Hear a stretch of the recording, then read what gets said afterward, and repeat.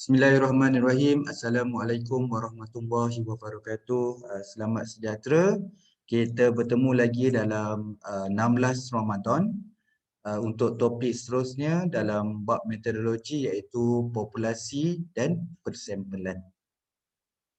Okay, yang pertama ni kita kena faham apa itu populasi dan kita kena tentukan populasi. Jarang diperbincangkan menentukan populasi, biasa kita bincang menentukan persempelan. Okey, dalam penyelidikan perlulah mengetahui siapa responden ataupun partisipan dan berapa ramai populasi sama ada kita perolehi daripada directory ataupun mana-mana maklumat yang bersesuaian. Populasi ini perlulah menepati ciri yang diperlukan dalam penyelidikan itu.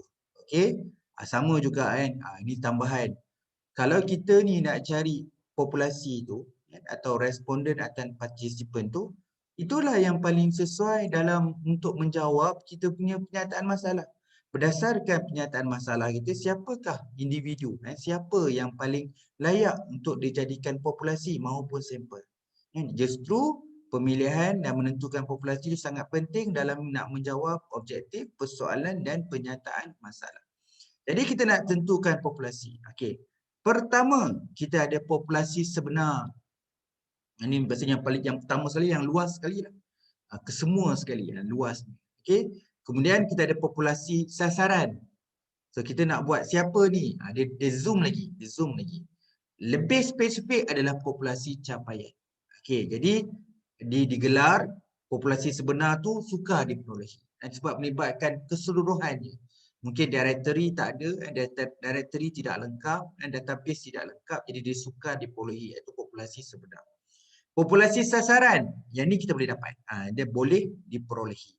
Yang ni kita boleh kumpul. Dan kita boleh dapat. Itu namanya populasi sasaran. Okay, dalam penyelidikan yang paling penting yang ni, populasi capaian. Kita kena gunakan populasi capaian realistik. Jadi kalau kata nak buat kajian ni, kajian dengan siapa ni? Kajian dengan guru. Tu yang suka diperolehi tu, sebab populasi sebenar guru. Okay, siapa ni guru? Guru yang macam mana ni? Okay, guru sekolah menengah. Oh, guru sekolah menengah. Boleh dapat ni, data directory boleh ada. Tapi guru sekolah menengah luas banyak lagi tu. Boleh capaian. Guru sekolah menengah tingkatan 1. Tingkatan 1, subjek matematik, guru wanita. Guru wanita pelajar tingkatan 1, subjek matematik. Itu realistik. Jadi berapa yang ada? Berapa jumlah populasi yang ada? Di sini, populasi capaian akan menentukan sama ada kita perlu persempelan ataupun tidak. Katakanlah populasi capaian kita yang tadi pelajar wanita, pelajar sekolah menengah, tingkatan 1, subjek matematik saja, katakan ada 4,000. Katakanlah contoh 4,000. Adakah kita nak serahkan soal sidik kita contohnya, nak bagi dekat 4,000 orang ni? Betul ke nak bagi 4,000 ni? Banyak sangat melibatkan constraint masa dan duit.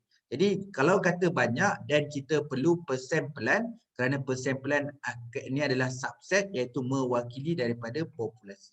Jadi kita ada populasi sebenar, populasi sasaran dan populasi capaian. Ini dalam bentuk gambar aja.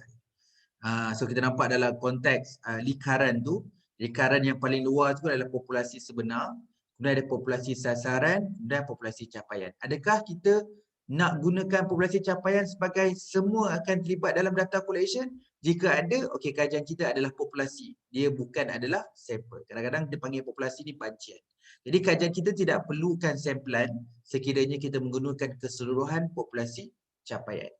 Jika populasi capaian kita tu besar, kita tak mampu untuk tackle semua populasi capaian, jadi kita gunakan persempelan untuk mewakili populasi.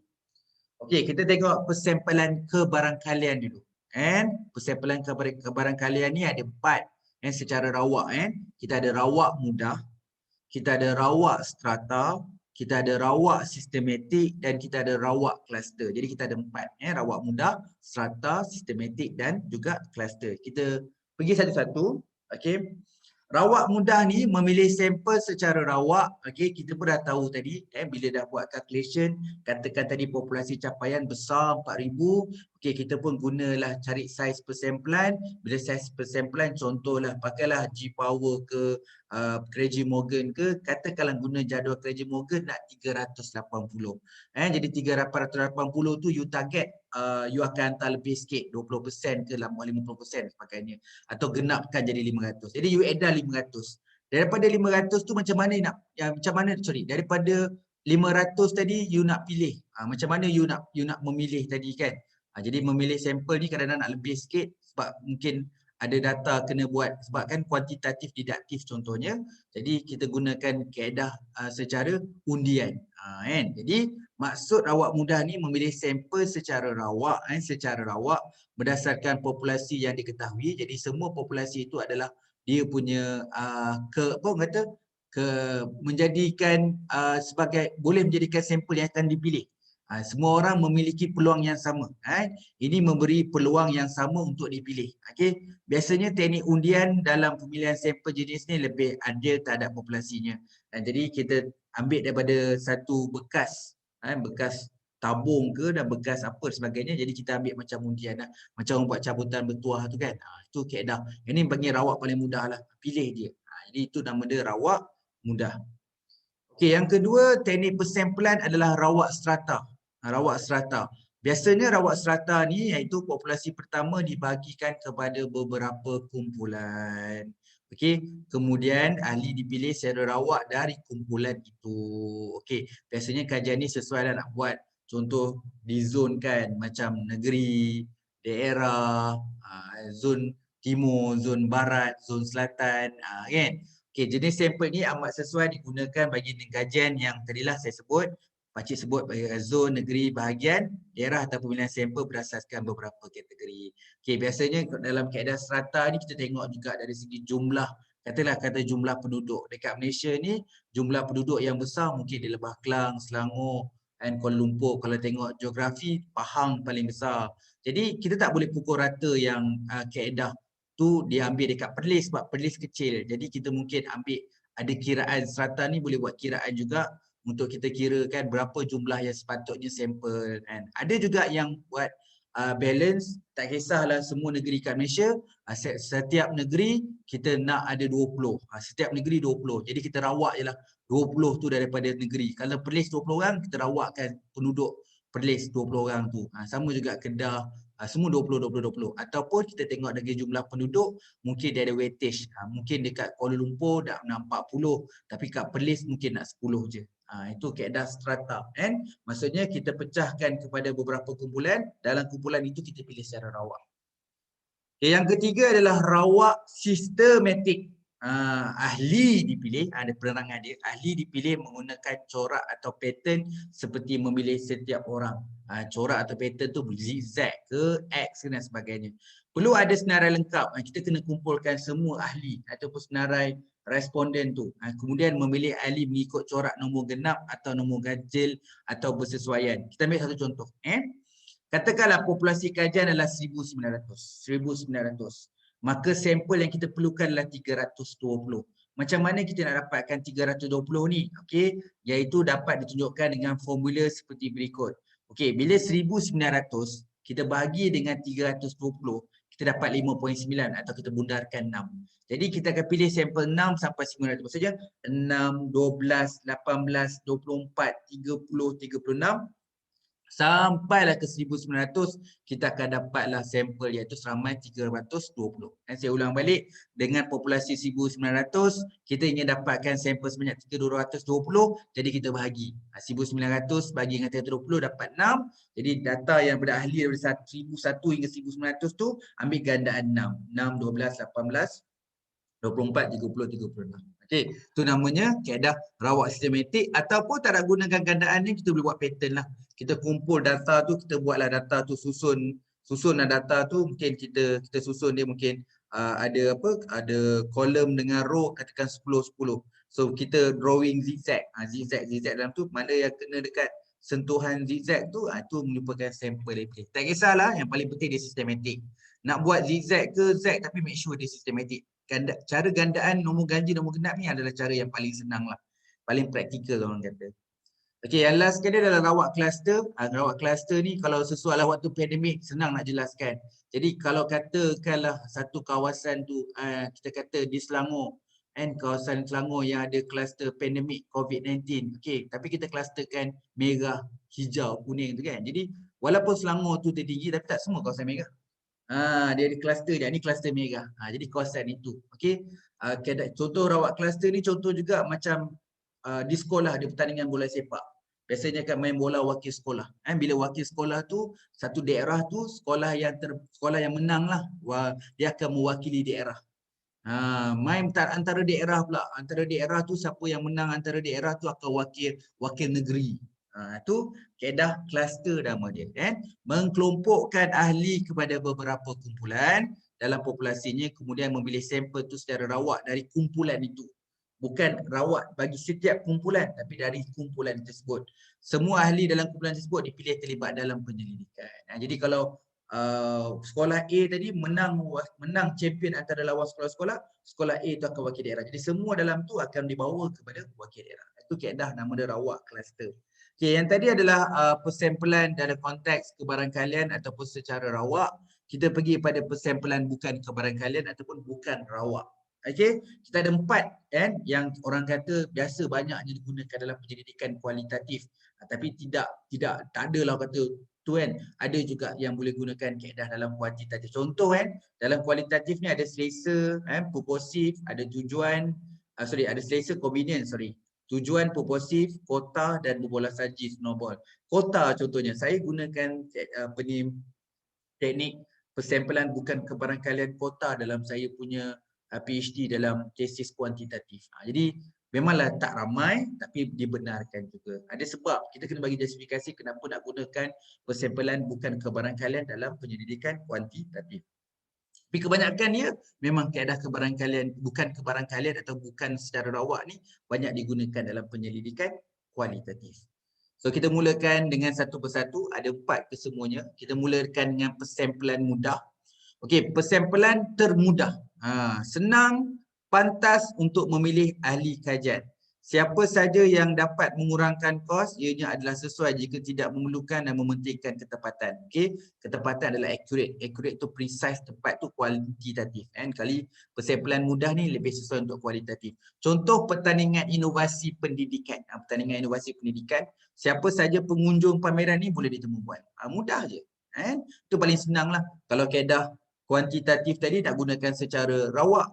Secara rawak tadi dia kena masuk dalam balang, kena pilih nombor. Yang ni lagi best. Datang je pertandingan inovasi tu, siapa saja yang ada kat dalam tu, dia boleh temu buat. Itu namanya persempelan mudah lah.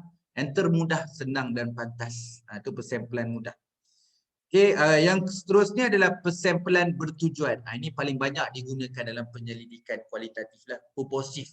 Maksudnya kita nak interview dengan orang yang betul-betul selayak-layaknya, yang paling tepat dalam memberi jawapan yang penuh, jawapan yang kaya, terperinci dan mendalam. Jadi gunalah teknik persempelan purposif bertujuan ini. Persempelan yang memberi tumpuan terhadap ciri-ciri tertentu dan sesuai dengan fokus penyelidikan yang ingin dilaksanakan.